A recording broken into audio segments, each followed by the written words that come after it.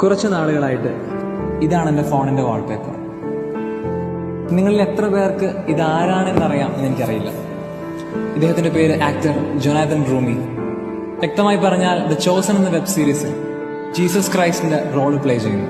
Jonathan റൂമി തന്റെ ജീവിതത്തിലെ ഏറ്റവും പ്രധാനപ്പെട്ട ഒരു സംഭവത്തെക്കുറിച്ച് ഒരു ഇന്റർവ്യൂവിൽ ഇപ്രകാരം പറയുന്നുണ്ട്.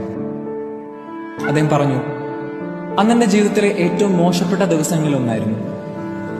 എനിക്ക് എന്റെ ജോലി നഷ്ടപ്പെട്ടു, എന്റെ വീട് നഷ്ടപ്പെട്ടു, എനിക്ക് കഴിക്കാൻ ഭക്ഷണം ഉണ്ടായിരുന്നില്ല.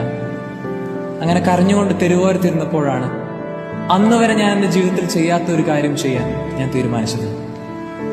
ഞാൻ അടുത്ത് കണ്ട ദേവാലയത്തിലേക്ക് കയറി അൾത്താരയ്ക്ക് മുന്നിൽ മുട്ടുകൾ മടക്കി ഞാൻ ദൈവത്തോട് പറഞ്ഞു, ദൈവമേ, എന്റെ ജീവിതവും എന്റെ കരിയറും നിനക്ക് പൂർണ്ണമായി ഞാൻ സമർപ്പിക്കുന്നു.